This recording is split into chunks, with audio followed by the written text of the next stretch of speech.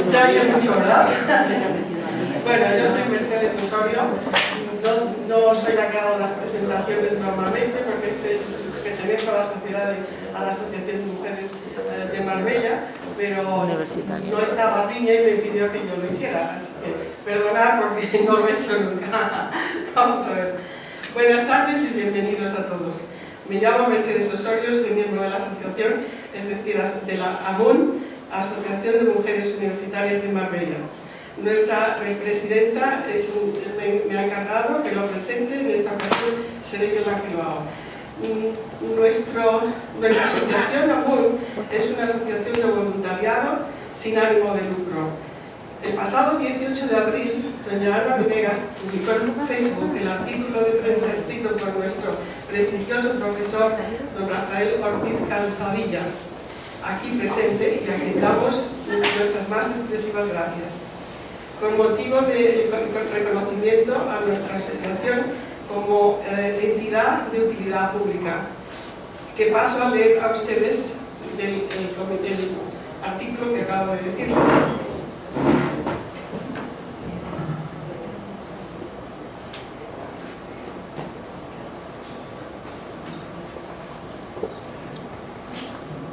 Del BOE, ¿no? La Asociación de Mujeres Universitarias de Marbella ha sido declarada de utilidad pública. La Asociación de Mujeres Universitarias ha sido oficialmente declarada por el Ministerio del Interior entidad de utilidad pública según el Boletín del Estado del 12 de abril de 2018 en su sección tercera, página 38072. Este nombramiento supone un espaldarazo a nuestra labor en Marbella y su zona de influencia, además de un reconocimiento a nuestra labor dentro de la educación permanente, el fomento de los estudios universitarios entre mujeres jóvenes de la municipalidad, la participación efectiva con el programa de becas, nuestra participación en la Federación Nacional e Internacional como grupo de la ONU, nuestro compromiso con los sectores sociales de la mujer y culturales de la ciudad.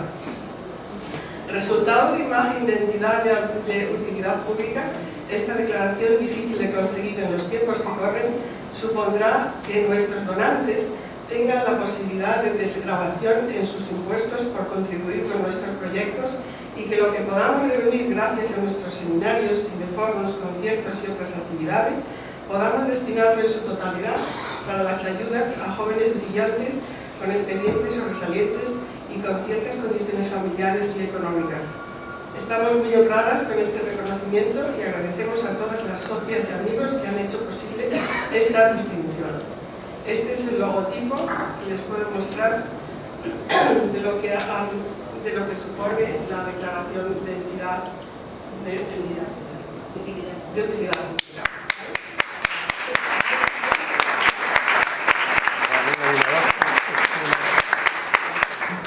Seguidamente vamos a hacer una presentación de nuestro flamante profesor, don Rafael Ortiz Calzadilla. Ha reducido mucho su currículum porque decía que no quería ponerse pesado, pero es mucho más largo de lo que yo voy a decir. Licenciado y doctor en Ciencias Económicas por la Universidad Complutense de Madrid, licenciado en Derecho por la Universidad Autónoma de Madrid, estudios de posgrado en Rotterdam y en Londres, catedrático de Hacienda Pública en la Universidad Complutense de Madrid, profesor de los colegios universitarios San Pablo, CEU, Cardenal Cisneros y UNED de Madrid, autor de 4 libros, coautor de otros 15 y de cerca de 100 artículos y trabajos de investigación. Miembro de la Comisión de Expertos para la Reforma Fiscal nombrada por el Gobierno de 2013. Medalla de Oro del Colegio Universitario de Estudios Financieros, UNED, de Madrid, y medalla de distinción por méritos del Ministerio de Hacienda. Creo que el aplauso se lo merece.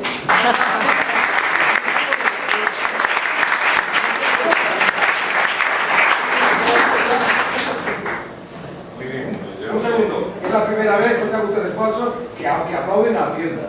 Pero empezamos bien. Con un espontáneo. Bueno, no es la primera vez que yo estoy en este tipo de acto. Solía normalmente Garbiñe, la presidenta de la asociación, normalmente me pedía que le hablase de impuestos, pero como eso de impuestos es una brusquedad. Y realmente lo que a todos nos afecta, probablemente incluso hoy la noticia que acaba Alfredo Osorio, pues es que le han concedido la declaración de utilidad pública con los beneficios fiscales, y ahí se han encargado de decir con las declaraciones fiscales que tienen los donantes de cual. O sea que si hacéis alguna donación, pues obviamente tendréis una ventaja fiscal. Yo el año pasado me aparté un poco de la clásica charla donde hablaba pues, del problema del impuesto de sucesiones en Andalucía, que tanto nos afecta, o de los impuestos en general, y llegó a mis manos un libro que a mí me pareció muy interesante, porque nos contaba una cosa que yo creo que la mayoría, por lo menos no lo sabía, que era Cervantes como recaudador de Hacienda, porque Cervantes pasó más tiempo recaudando impuestos que como escritor. De hecho, empezó a escribir El Quijote en la cárcel de la calle Sierpes de Sevilla, que fue encerrado allí por malversación de fondos. O sea, que el tema ese, que lo tenemos cada día en la prensa, pues tiene historia, tiene impacto, por así decirlo. Y este año yo he elegido, bueno, el año pasado tuve la colaboración de este cuadro de actores, ya vamos a ponerle un nombre a nuestra compañía, que eran Héctor Cantoya, Pepe Navaja y Agustín Casado, que hicieron amena, gracias a ellos, no a mí, hicieron amena la charla sobre las andanzas de Cervantes cuando Sancho Panza le pedía a Don Quijote un sueldo. Y claro, Don Quijote decía, yo no he leído ningún libro de la orden de caballería que un caballero tenga que fijarle un salario a su escudero. Y así lo que hice fue extraer una serie de pasajes del Quijote donde se suscitaban temas económicos. Y este tema que vamos a hablar hoy, un día paseando por la calle Corrientes en Buenos Aires, pues me metí en una librería. Iba buscando el 348, por eso del tango, y me metí en una librería. Y en esa librería encontré un libro que yo no había leído mucho, un libro como El Ballet de Manuel de Falla, que era El sombrero de tres picos. Y mira por dónde también nos hablan aquí de impuestos. O sea que yo creo que el tema de los impuestos nos persigue en la literatura y nos persigue en todas partes.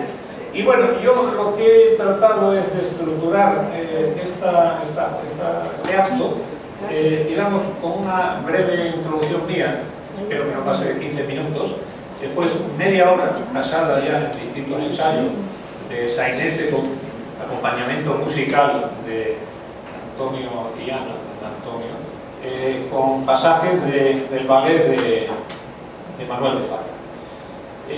Como decía anteriormente, yo creo que cualquier universitario, estamos en una entidad que organiza este acto, que se llama Asociación de Mujeres Universitarias de Marbella, debe tener muy clara la palabra universidad. Universidad de universalidad de conocimientos. Y yo creo que tenemos que sobrepasar un poco el límite de esa especialización que desgraciadamente por razones profesionales tenemos que tener y tener curiosidad por otras áreas de conocimiento. Por eso yo, la literatura, ahora que estoy jubilado en la universidad, pues cada día me atrae más.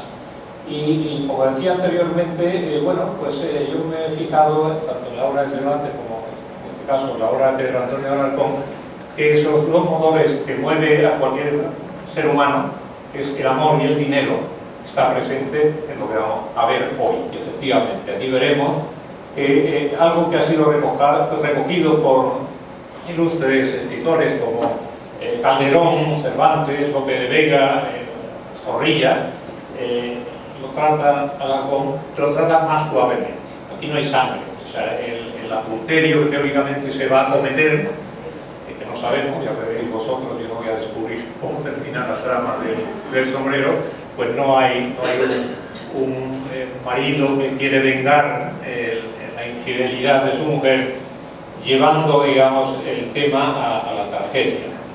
Bueno, lo que sí es verdad es que indudablemente la trama la sitúa al inicio del siglo XIX en España. No hace referencia a Alarcón en qué fecha exacta. Él dice, bueno, al principio del año de los 1800, entre 1804 y 1808. No da igual. La sitúa, tampoco dice dónde la sitúa, porque normalmente él era de Guadix, Granada, y se piensa que la ha situado en Guadix. Nosotros, como la mayoría somos cordobeses, la hemos situado en Aguilar de la Frontera. Es una libertad que nos hemos tomado, y además, como tengo aquí una paisana y amiga, pues ya le he dicho que Aguilar de la Frontera. Porque distintas obras que al igual que ocurre con Don Juan, pues Don Juan, el más conocemos es el célebre Don Juan Tenorio, pero bueno, ha sido repetido en ópera, etc. Aquí ocurre igual. Aquí es una obra que además se traslada al ámbito musical con Manuel de Falla, el célebre ballet El sombrero de tres picos, en cuyo estreno participó como decorador, como el que hizo los decorados de Picasso, nada menos, y después hicieron 3 películas, entre otras La pícara molinera. Ahí tenemos una pícara molinera y dentro de un rato nos deleitará. Bueno, en El sombrero de tres picos, en el fondo de la trama, subyace una historia de amor. Eso es bonito, eso es bonito. Pero también intereses económicos. Porque claro, el molinero no le importa tanto que su mujer filtre con el corregidor, porque él va a intentar sacar algún provecho de esa especie de enamoramiento del corregidor con su mujer. Y su mujer, bueno, pues al final se presta un poco, sin llegar a mayores, porque el pobre molinero, como ocurría en el siglo XIX, está sometido no solamente a la hacienda estatal, esa que tanto nos disgusta, sino en aquella fecha a la hacienda eclesial. Algunos, por lo menos los de mi quinta, se acordará que aparte de los mandamientos de la ley de Dios, se hablaba de los mandamientos de la Iglesia, y entre ellos había uno que era pagar diezmos y primicias a la Iglesia de Dios.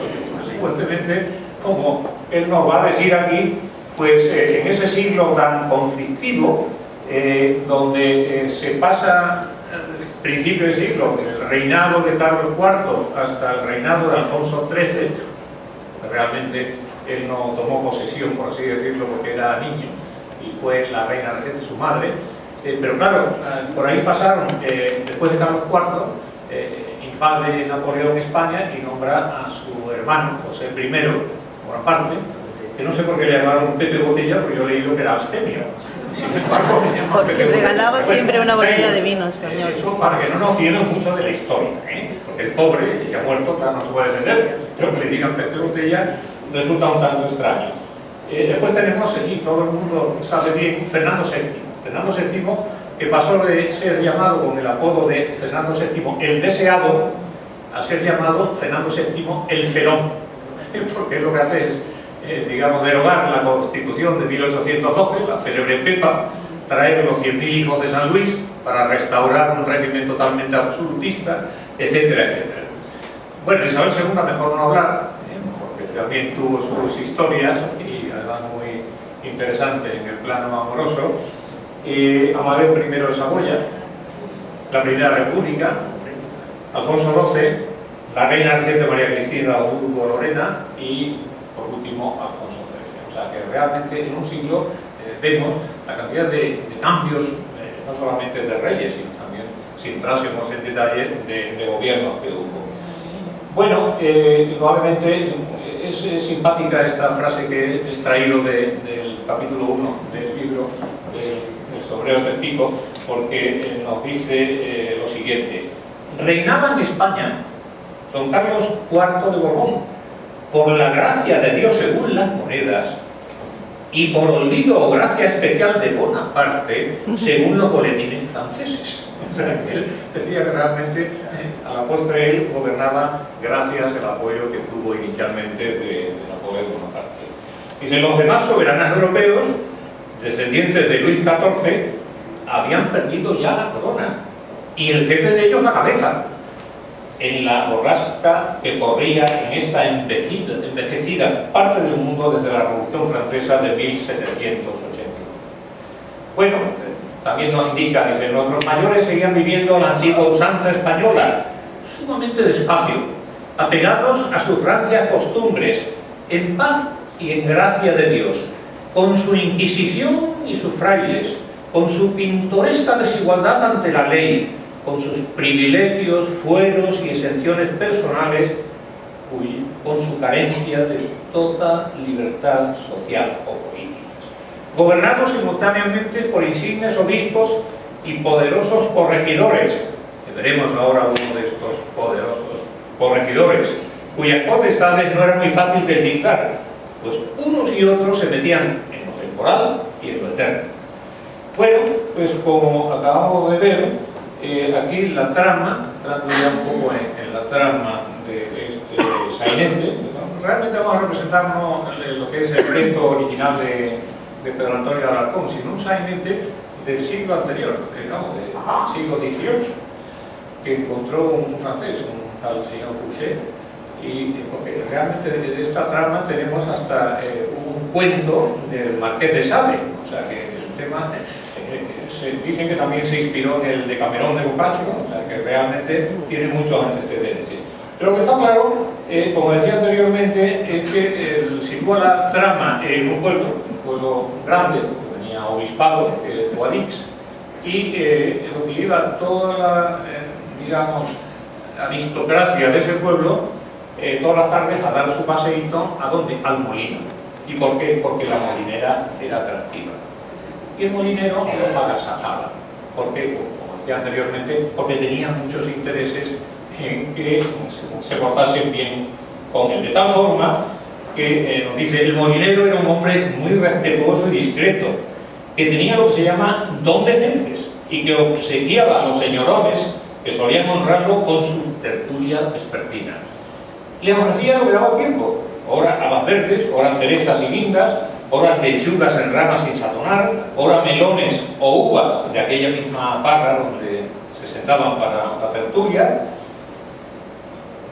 almendras, nueces y un trago, me hace gracia esta expresión, dice, un trago de vino de pulso. Yo creo que el vino de pulso es el del porrón, porque se toma con el porrón. De la bota. Dentro ya de la casa y al amor de la lumbre, a lo que por Pascua se solía añadir algún pestiño, mantecado o, en algunos casos, una lonja de jamón alpujarreño. Bueno, claro, nos preguntamos, ¿era muy rico el molinero o eran muy imprudentes los tertulianos que acudían a su casa? Y más o menos yo creo que se desprende del relato que ni lo uno ni lo otro. Eran unos tiempos que se pagaban muchos impuestos. Realmente antes comentábamos que se pagaban diezmos, primicias, alcabalas, subsidios, mandas, limosnas forzosas, rentas, rentillas, capitaciones, tercias reales, gabelas, frutos civiles y hasta 50 tributos más. O sea, bastante más que lo que tenemos ahora y nos quejamos. Y se meten conmigo porque yo me he dedicado a la hacienda pública, pero bueno, como dicen en esta vida, en el debatón. Bueno, entonces, realmente ¿qué ocurría? Que, como decíamos, el molinero dejaba esa especie de filtreo del corregidor con la molinera, incluso algún piropo se narra en esta historia que se permitía su eminencia, el obispo, por alguna razón, pero claro, él a veces lo que hacía era pedirle a los regidores, canónigos, frailes, escribanos y demás personas de Campanilla que le hiciese algún favor. Por eso la gente decía que este señor, el molinero, se ahorraba un dineral al cabo del año porque le habían oído decir: vuestra merced, ¿me da una puertecilla vieja de la casa que ha derribado? En otras ocasiones, vuestra señoría, ¿va a mandar que me rebajen el subsidio o la alcabala o la contribución de frutos civiles? En otra ocasión, vuestra reverencia, ¿me va a dejar coger en la huerta del convento una poca hoja para mis gusanos de seda? A otro, vuestra ilustrísima, ¿me va a dar permiso para traer un poco leña del monte? A otro, vuestra paternidad, ¿me va a poner 2 letras para que me permitan cortar un poco de madera en el pinar? Señor notario, es menester que me haga usted una escriturilla que no me cueste nada. A otro, señor recaudador, este año no puedo pagar el censo. A otro, señor juez, espero que el pleite se falle a mi favor. A otro, ¿tendrá su merced tal cosa de sobra? ¿Le sirve usted algo, una otra cosa? ¿Me puede prestar la mula? ¿Tiene ocupado mañana el carro? ¿Le parece que envíe a por el burro? Y yo creo que la frase que he tomado, pues me parece ya la más descarada, es cuando le dice al corregidor: Usía, hoy le he dado de bofetadas a uno y creo que debe ir a la cárcel por haberme provocado. El colmo. Bueno, dejo de citar estas frases tan simpáticas que recoge Alarcón y entramos, al molinero, comenta Alarcón, siempre le contestaban los prevaricadores de aquella época, ya los había, lo ha habido siempre, diciéndole, hágase como se pide. Era una especie de sentencia para que le hiciesen caso al molinero. Como decía anteriormente, la trama de la obra está basada en relatos anteriores, desde los llamados cuentos de cordel. Alguno también de mi quinta recordará que los pueblos iban unos señores, algunos eran ciegos, cantando o contando y cantando dramas que habían ocurrido en tal sitio o en cual sitio. Esto lo recoge Julio Caro Baroja, el de Camaleón Boccaccio, dice Caro Baroja, que también se inspiró, y en el cuento al que hacía referencia el Marqués de Sade. Emilia Pardo Bazán ha calificado la obra, o la calificó como el rey de los cuentos españoles. Para Vaquero Goyán es una de las obras maestras de la narrativa breve del siglo XIX. Para Julián Marías la considera superior a las formas literarias de su tiempo, y Revilla la valoraron como la producción más acabada y deleitable de la literatura festiva española.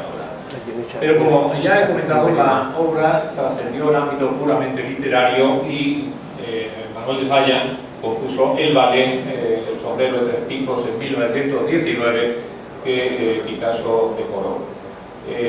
3 películas, antes mencioné La pícara molinera, otra con el propio título El sombrero de tres picos y otra con el título de La bella campesina. Bueno, el título de la obra, El sombrero de tres picos, por lo visto lo tomó porque el abuelo de Alarcón había sido regidor, pero cayó en desgracia cuando entró Napoleón, cuando entraron las tropas de Napoleón. Y en su casa él siempre veía colgados en el perchero una capa y un sombrero de tres picos. Y esto se le quedó como recuerdo para darle título a la obra.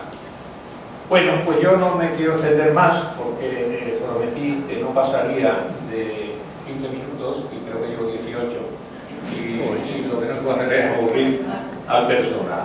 Por tanto, veréis que la trama es muy sencilla, es una especie de burla que le hacen al corregidor que pretende, como hombre adúltero que pretendía ser, conquistar a la molinera, pero no voy a desvelar el resultado, el desenlace de esa trama para no quitarle el protagonismo a las personas que realmente deben tenerlo aquí y a las que yo quiero dar mi agradecimiento. Probablemente para mí sería pues más fácil montar una charla pues hablando de esas ordinarieces como son los impuestos, pero como yo lo que pretendo es que pasemos un rato agradable y espero que lo vais a pasar. El mérito de que lo paséis bien no es mío en absoluto, porque yo me he limitado a pedirles que ellos colaboren y así cubrir mi compromiso con Garbiñe, para que no me eche la bronca, porque como buena bilbaína, bueno, pues la protagonista de aquí no es bilbaína, pero es Navarra,